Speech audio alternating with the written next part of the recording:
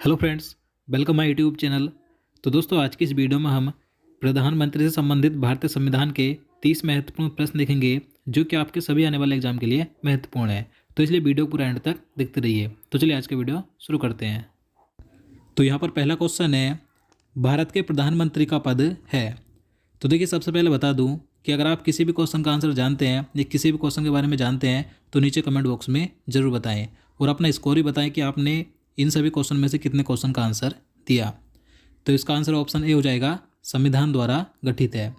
तो देखिए, इस भारतीय संविधान के अनुच्छेद 74 के अनुसार राष्ट्रपति की सहायता करने और राष्ट्रपति को सलाह देने के लिए एक मंत्रिपरिषद होगी जिसका प्रधान प्रधानमंत्री होगा। तो इसलिए भारत के प्रधानमंत्री का पद कैसा है, ये संविधान द्वारा गठित है, याद रखना है। चलिए नेक्स्ट क्वेश्चन है, प्रधानमंत्री की नियुक्ति कौन करता है। तो इसका आंसर ऑप्शन ए हो जाएगा, राष्ट्रपति। तो देखिए, भारतीय संविधान के अनुच्छेद 75 के अनुसार प्रधानमंत्री की नियुक्ति राष्ट्रपति करता है। इसके साथ ही मंत्रियों की नियुक्ति भी राष्ट्रपति द्वारा की जाती है प्रधानमंत्री की सलाह पर, याद रखना है। चलिए अगला क्वेश्चन है, प्रधानमंत्री को उसके पद की गोपनीयता की शपथ कौन दिलवाता है। तो इसका आंसर भी ऑप्शन ए हो जाएगा, राष्ट्रपति। राष्ट्रपति के द्वारा ही प्रधानमंत्री को शपथ दिलाई जाती है, याद रखना है। चलिए अगला क्वेश्चन है, क्वेश्चन नंबर 4 है, सामान्यतः प्रधानमंत्री होते हैं। तो इसका आंसर ऑप्शन सी हो जाएगा, लोकसभा के बहुमत दल का नेता। तो देखिए, भारत का प्रधानमंत्री बनने के लिए संसद के दोनों सदनों में से यानी कि लोकसभा या राज्यसभा में से सदन का एक सदस्य होना आवश्यक होता है, लेकिन लोकसभा में बहुमत सिद्ध करना भी जरूरी होता है। तो इसलिए जो प्रधानमंत्री होता है भारत का, तो वह लोकसभा के बहुमत दल का नेता होता है, याद रखना है। चलिए नेक्स्ट क्वेश्चन है, भारत में एक व्यक्ति अधिक से अधिक कितनी बार प्रधानमंत्री पद पर नियुक्त हो सकता है। तो इसका आंसर ऑप्शन डी हो जाएगा, कितनी ही बार। काफ़ी आसान है कि भारत में कोई भी ऐसी लिमिट सीमा नहीं है कि एक व्यक्ति 1 या 2 बार प्रधानमंत्री बने, वह कितनी भी बार प्रधानमंत्री बन सकता है। चलिए अगला क्वेश्चन है, निम्नलिखित में से कौन लोकसभा का नेतृत्व करता है। तो इसका आंसर ऑप्शन सी हो जाएगा, प्रधानमंत्री। तो देखिए, लोकसभा का नेतृत्व कौन करता है, तो प्रधानमंत्री यानी कि प्राइम मिनिस्टर करते हैं। क्यों करते हैं, क्योंकि देखिए, लोकसभा में जो प्रधानमंत्री होता है वह बहुमत दल का नेता होता है। लेकिन देखिए, जो लोकसभा की अध्यक्षता करता है कौन करता है, तो लोकसभा अध्यक्ष करता है। दोनों याद रखने हैं कि लोकसभा का नेतृत्व करता है प्रधानमंत्री और अध्यक्षता करता है लोकसभा अध्यक्ष। चलिए अगला क्वेश्चन है, भारत में प्रधानमंत्री कितने समय तक बिना संसद सदस्य रहते हुए भी पद पर बने रह सकते हैं। तो देखिए, महत्वपूर्ण प्रश्न है। तो इसका आंसर ऑप्शन भी हो जाएगा, 6 महीना। तो देखिए, भारत में अगर कोई व्यक्ति प्रधानमंत्री बनता है और वह संसद के दोनों सदन यानी कि लोकसभा या राज्यसभा में इन दोनों में से किसी भी सदन का सदस्य नहीं है, तो वह सिर्फ 6 महीने तक ही प्रधानमंत्री रह सकता है। उसे प्रधानमंत्री आगे बने रहने के लिए 6 महीने के अंदर लोकसभा या राज्यसभा में से इन दोनों में से किसी एक सदन की सदस्यता लेनी पड़ेगी, तभी वह प्रधानमंत्री रह सकता है, नहीं तो सिर्फ 6 महीने तक ही प्रधानमंत्री रहेगा, याद रखना है। चलिए नेक्स्ट क्वेश्चन है, नीति आयोग का अध्यक्ष कौन होता है। तो इसका आंसर ऑप्शन सी हो जाएगा, प्रधानमंत्री। तो देखिए, जो नीति आयोग है तो इसे योजना आयोग के स्थान पर लाया गया था। तो इसकी स्थापना 1 जनवरी सन 2015 को प्रधानमंत्री नरेंद्र मोदी जी ने की थी। तो नीति आयोग का अध्यक्ष होता है प्रधानमंत्री। और देखिए, नीति आयोग को भारत सरकार का थिंक टैंक भी कहा जाता है। तो ये भी महत्वपूर्ण है, नीति आयोग को भारत सरकार का थिंक टैंक कहा जाता है। और देखिए, जो नीति है यानी कि नीति आयोग में नीति है तो इसकी फुल फॉर्म क्या होती है, national institute for transforming India, याद रखना है। चलिए नेक्स्ट क्वेश्चन है, भारत के प्रधानमंत्रियों का निम्न में से कौन सा काल अनुक्रम सही है। तो देखिए, इस क्वेश्चन में यहाँ पर 4 प्रधानमंत्रियों के नाम दिए हुए हैं, तो इनमें से इनका क्रम बताना है, क्रम से इनका नाम बताना है। तो इसका आंसर ऑप्शन सी हो जाएगा, ये, यानी कि सबसे पहले पंडित जवाहरलाल नेहरू, उसके बाद लाल बहादुर शास्त्री, फिर इंदिरा गांधी और उसके बाद मोरारजी देसाई। और देखिए, इनके सामने इनका कार्यकाल भी लिखा हुआ है, आप यहाँ पर देख सकते हैं। चलिए नेक्स्ट क्वेश्चन है, क्वेश्चन नंबर 10 है, मंत्रिमंडल यानी कि संघीय बैठक की अध्यक्षता कौन करता है। तो इसका आंसर ऑप्शन डी हो जाएगा, प्रधानमंत्री। तो देखिए, जो केंद्रीय मंत्रिमंडल होती है, जो संघीय बैठक होती है इनकी, तो इसकी अध्यक्षता प्रधानमंत्री के द्वारा की जाती है, याद रखना है। चलिए नेक्स्ट क्वेश्चन है, प्रधानमंत्री की नियुक्ति राष्ट्रपति करता है तो यह किस अनुच्छेद में वर्णित है? तो देखिए मैंने आपको पहले ही क्वेश्चन नंबर 2 में बता दिया है कि प्रधानमंत्री की नियुक्ति राष्ट्रपति के द्वारा की जाती है और किस अनुच्छेद के तहत की जाती है।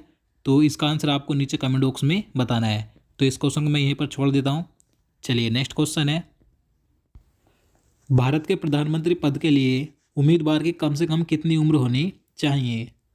तो इसका आंसर ऑप्शन ए हो जाएगा 25 वर्ष। तो देखिए भारत में प्रधानमंत्री बनने के लिए जो न्यूनतम आयु रखी गई है 25 वर्ष रखी गई है। लेकिन आपको याद रखना कि अगर वह लोकसभा का सदस्य है प्रधानमंत्री तो उसकी न्यूनतम आयु 25 वर्ष होनी चाहिए। अगर वह राज्यसभा का सदस्य है तो उसकी न्यूनतम आयु कितनी होनी चाहिए? 30 वर्ष होनी चाहिए, क्योंकि राज्यसभा का सदस्य बनने के लिए न्यूनतम आयु 30 वर्ष होती है और लोकसभा के लिए 25 वर्ष होती है। तो याद रखना है। चलिए नेक्स्ट क्वेश्चन, अविश्वास प्रस्ताव संसद के किस सदन में लाया जाता है? तो इसका आंसर ऑप्शन ए हो जाएगा लोकसभा में। तो देखिए प्रधानमंत्री को उसके पद से हटाने या सरकार को गिराने के लिए जो अविश्वास प्रस्ताव विपक्ष के द्वारा लाया जाता है तो ये सिर्फ केवल लोकसभा में ही लाया जाता है, राज्यसभा में नहीं लाया जाता, केवल लोकसभा में ही अविश्वास प्रस्ताव लाया जाता है प्रधानमंत्री के खिलाफ। याद रखना है। चलिए नेक्स्ट क्वेश्चन है, यदि भारत का प्रधानमंत्री राज्यसभा का सदस्य है तो वह क्या नहीं कर पाएगा? तो इसका आंसर ऑप्शन ए हो जाएगा अविश्वास प्रस्ताव की स्थिति में वह अपने पक्ष में मत नहीं दे पाएगा। तो देखिए यदि कोई भारत का प्रधानमंत्री राज्यसभा का सदस्य है और विपक्ष लोकसभा में उसके खिलाफ अविश्वास प्रस्ताव लेकर आई है तो वह प्रधानमंत्री अपने पक्ष में वोट नहीं दे सकते, यानी कि अपने पक्ष में मत नहीं डाल सकता, क्योंकि अविश्वास प्रस्ताव केवल लोकसभा में ही लाया जाता है। अगर वही प्रधानमंत्री लोकसभा का सदस्य होता तो वह अपने पक्ष में वोट दे सकता था। तो आपको याद रखना है। चलिए नेक्स्ट क्वेश्चन है, क्वेश्चन नंबर 15 है, प्रधानमंत्री का कार्यकाल अधिकतम कितने वर्ष का होता है? तो इसका आंसर क्या हो जाएगा? ऑप्शन बी हो जाएगा 5 वर्ष का। तो देखिए भारत में प्रधानमंत्री का कार्यकाल अधिकतम 5 वर्ष का होता है, लेकिन इस पद पर वह जब तक रह सकता है जब तक लोकसभा में उसके पास बहुमत है। जब तक उसके पास लोकसभा में बहुमत रहेगा जब तक ही वह प्रधानमंत्री बना रहेगा। अगर उसके पास बहुमत नहीं रहेगा तो उसे त्यागपत्र देना पड़ेगा, लेकिन जो अधिकतम कार्यकाल होता है 5 वर्ष का होता है। याद रखना है। चलिए नेक्स्ट क्वेश्चन है, नियुक्ति के समय निम्न में से कौन प्रधानमंत्री संसद के किसी भी सदन का सदस्य नहीं थे? तो इसका आंसर ऑप्शन डी हो जाएगा पीवी नरसिंह राव। तो देखिए जो पीवी नरसिंह राव थे ये भारत के 10वें प्रधानमंत्री थे और जब इनकी नियुक्ति हुई थी तो ये संसद के किसी भी सदन का सदस्य नहीं थे। और देखिए इनका जो कार्यकाल था 21 जून 1991 से 16 मई 1996 तक का था। याद रखना है। चलिए नेक्स्ट क्वेश्चन है, प्रधानमंत्री का शपथ ग्रहण करने के समय राज्यसभा की सदस्य कौन थी? तो इसका आंसर ऑप्शन बी हो जाएगा श्रीमती इंदिरा गांधी। तो देखिए जो श्रीमती इंदिरा गांधी थी जब ये पहली बार प्रधानमंत्री बनी थी 1966 में तो उस समय ये राज्यसभा की सदस्य थी, लेकिन कुछ समय बाद इन्होंने राज्यसभा की सदस्यता छोड़ दी थी और 1967 में लोकसभा चुनाव जीतकर ये लोकसभा की सदस्य बन गई थी। तो याद रखना है। चलिए नेक्स्ट क्वेश्चन है, लोकसभा का विश्वास मत प्राप्त किए बिना ही प्रधानमंत्री पद पर कार्य करने वाले प्रथम व्यक्ति कौन थे? तो इसका आंसर ऑप्शन ए हो जाएगा चौधरी चरण सिंह। तो देखिए आप सभी को मालूम है कि अगर प्रधानमंत्री बनना है तो लोकसभा में अपना बहुमत सिद्ध करना होता है, यानी कि विश्वास मत प्राप्त करना होता है। लेकिन चौधरी चरण सिंह पहले ऐसे व्यक्ति थे जिन्होंने विश्वास मत प्राप्त किए बिना ही प्रधानमंत्री का पद ग्रहण किया था। देखिए इनका जो कार्यकाल था 28 जुलाई 1979 से 14 जनवरी 1980 तक का था। तो याद रखना है। चलिए अगला क्वेश्चन है, प्रधानमंत्री का पद ग्रहण करने के समय विधानसभा का सदस्य कौन थे? तो इसका आंसर ऑप्शन डी हो जाएगा HD देवगौड़ा। तो देखिए जो HD देवगौड़ा थे जब इन्होंने प्रधानमंत्री का पद ग्रहण किया था तो उस समय ये विधानसभा के सदस्य थे, लेकिन बाद में इन्होंने राज्यसभा का सदस्य बन गए थे, यानी कि राज्यसभा की सदस्यता ले ली थी। इनका जो कार्यकाल था 1 जून 1996 से 21 अप्रैल 1997 तक का था। याद रखना है। चलिए नेक्स्ट क्वेश्चन है, अविश्वास प्रस्ताव के कारण सर्वप्रथम किस प्रधानमंत्री को अपने पद से त्यागपत्र देना पड़ा था? तो इसका आंसर ऑप्शन ए हो जाएगा मोरारजी देसाई को। तो देखिए जो मोरारजी देसाई थे ये जनता पार्टी के प्रधानमंत्री बने थे और जब इनके खिलाफ लोकसभा में अविश्वास प्रस्ताव लाया गया था तो वह पास हो गया था, तो इस कारण से इन्हें त्यागपत्र देना पड़ा था। तो अविश्वास प्रस्ताव के कारण प्रधानमंत्री पद से त्यागपत्र देने वाले पहले व्यक्ति कौन थे? मोरारजी देसाई थे। इनका जो कार्यकाल था 1977 से 1979 तक का था, याद रखना है। चलिए नेक्स्ट क्वेश्चन है, प्रधानमंत्री पद पर सर्वाधिक समय तक कौन आसीन रहा था? तो इसका आंसर ऑप्शन ए हो जाएगा पंडित जवाहरलाल नेहरू। तो देखिए पंडित जवाहरलाल नेहरू सबसे अधिक समय तक प्रधानमंत्री रहे थे। देखिए इनका जो कार्यकाल था 15 अगस्त 1947 से 22 मई 1964 तक का था, जो कि काफ़ी लंबा कार्यकाल था। करीब ये 17 साल तक प्रधानमंत्री रहे थे। देखिए इनके बाद नाम आता है इंदिरा गांधी का, ये भी काफ़ी लंबे समय तक प्रधानमंत्री बनी थी, करीब 11 वर्ष ये प्रधानमंत्री बनी थी। इनका कार्यकाल 11 वर्ष का था और सबसे अधिक था पंडित जवाहरलाल नेहरू का। चलिए अगला क्वेश्चन है, प्रधानमंत्री पद पर किसी एक कार्यकाल के लिए सबसे कम समय के लिए कौन आसीन रहा था? तो इसका आंसर ऑप्शन डी हो जाएगा अटल बिहारी वाजपेयी जी। तो देखिए किसी एक कार्यकाल के लिए सबसे कम समय के लिए प्रधानमंत्री कौन रहे थे? तो अटल बिहारी वाजपेयी जी रहे थे। लेकिन यहाँ पर दो नाम आते हैं, पहला नाम आता है गुलजारी लाल नंदा जी का, दूसरा नाम आता है अटल बिहारी वाजपेयी जी का। जो गुलजारी लाल नंदा थे ये भारत के कार्यवाहक प्रधानमंत्री बने थे और इनका जो कार्यकाल था मात्र 13 दिन का था। और जो अटल बिहारी वाजपेयी जी थे ये भारत के प्रधानमंत्री बने थे, इनका कार्यकाल 16 दिन का था। तो प्रधानमंत्री की बात करेंगे तो अटल बिहारी वाजपेयी जी, लेकिन जो गुलजारी लाल नंदा थे ये भी प्रधानमंत्री बने थे, लेकिन ये कार्यवाहक प्रधानमंत्री बने थे, तो याद रखना है। चलिए अगला क्वेश्चन है, निम्नलिखित में से किसने 2 बार कार्यकारी प्रधानमंत्री के रूप में पदभार ग्रहण किया था? तो इसका आंसर ऑप्शन सी हो जाएगा गुलजारी लाल नंदा जी ने। तो देखिए जो गुलजारी लाल नंदा जी थे ये भारत के 2 बार कार्यकारी प्रधानमंत्री यानी कि कार्यवाहक प्रधानमंत्री के रूप में इन्होंने पदभार ग्रहण किया था। पहली बार ये पंडित जवाहरलाल नेहरू जी की मृत्यु के बाद कार्यवाहक प्रधानमंत्री बने थे 1964 में। उसके बाद दूसरी बार बने थे ये लाल बहादुर शास्त्री जी की मृत्यु के बाद 1966 में, तो याद रखना है।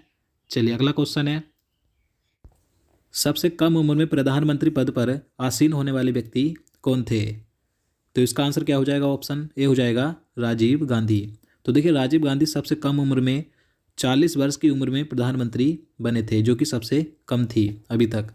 देखिए इनका जो कार्यकाल था 1984 से 1989 तक का था, याद रखना है। चलिए नेक्स्ट क्वेश्चन है, सबसे अधिक उम्र में प्रधानमंत्री पद पर आसीन होने वाले व्यक्ति कौन थे? तो देखिए बात करें कि सबसे अधिक उम्र में भारत के प्रधानमंत्री कौन बने थे, तो उनका नाम है मोरारजी देसाई। तो इसका आंसर ऑप्शन सी हो जाएगा मोरारजी देसाई 81 वर्ष की उम्र में भारत के प्रधानमंत्री बने थे, जो कि सबसे ज़्यादा थी, याद रखना है। चलिए अगला क्वेश्चन है, प्रधानमंत्री पद से पद त्याग करने वाले प्रथम व्यक्ति कौन है? तो इसका आंसर ऑप्शन सी हो जाएगा मोरारजी देसाई। तो देखिए जो मोरारजी देसाई थे ये पहले ऐसे व्यक्ति थे जिन्होंने अपने प्रधानमंत्री पद से त्यागपत्र दिया था। ऐसा क्यों किया था इन्होंने? क्योंकि देखिए चौधरी चरण सिंह से मतभेदों के कारण इन्होंने त्यागपत्र दिया था। इनका जो कार्यकाल था 24 मार्च 1977 से 28 जुलाई 1979 तक का था, याद रखना है। चलिए नेक्स्ट क्वेश्चन है, अभी तक पद पर रहते हुए कितने प्रधानमंत्रियों की मृत्यु हुई है? तो इसका आंसर ऑप्शन बी हो जाएगा 3। तो देखिए भारत में अभी तक 3 प्रधानमंत्री ऐसे हुए हैं जिनकी प्रधानमंत्री पद पर रहते हुए मृत्यु हुई थी। उनके नाम है पंडित जवाहरलाल नेहरू, लाल बहादुर शास्त्री और तीसरी हैं इंदिरा गांधी, याद रखना है। चलिए अगला क्वेश्चन है, लोकसभा में विश्वास मत प्राप्त करने में असफल रहने के कारण त्यागपत्र देने वाले प्रधानमंत्री कौन थे? तो इसका आंसर ऑप्शन सी हो जाएगा उपयुक्त दोनों, यानी कि बीपी सिंह, इनका पूरा नाम है विश्वनाथ प्रताप सिंह, और दूसरे हैं एचडी देवगौड़ा। तो देखिए 2 भारत के ऐसे प्रधानमंत्री थे जिन्होंने विश्वास मत प्राप्त नहीं किया था, यानी कि विश्वास मत प्राप्त करने में ये असफल रहे थे और इन्हें अपने पद से त्यागपत्र देना पड़ा था। क्योंकि देखिए प्रधानमंत्री बने रहने के लिए लोकसभा में विश्वास मत प्राप्त करना जरूरी होता है। चलिए अगला क्वेश्चन है, संसदीय शासन प्रणाली में वास्तविक कार्यपालिका शक्ति किसके पास होती है? तो इसका आंसर ऑप्शन भी हो जाएगा प्रधानमंत्री के पास। तो देखिए भारत की जो संसदीय शासन प्रणाली है तो इसकी जो वास्तविक कार्यपालिका की शक्ति होती है किसके पास होती है? तो प्राइम मिनिस्टर के पास होती है, याद रखना है। तो दोस्तों आज के लिए इतना ही। उम्मीद करता हूँ आपको वीडियो पसंद आएगा। अगर आपको वीडियो अच्छा लगा हो, आपके लिए हेल्पफुल हो, तो प्लीज़ वीडियो को लाइक और शेयर करना, साथ ही चैनल को सब्सक्राइब कर लेना। तो चलिए मिलते हैं नेक्स्ट वीडियो में। जय हिंद, जय भारत।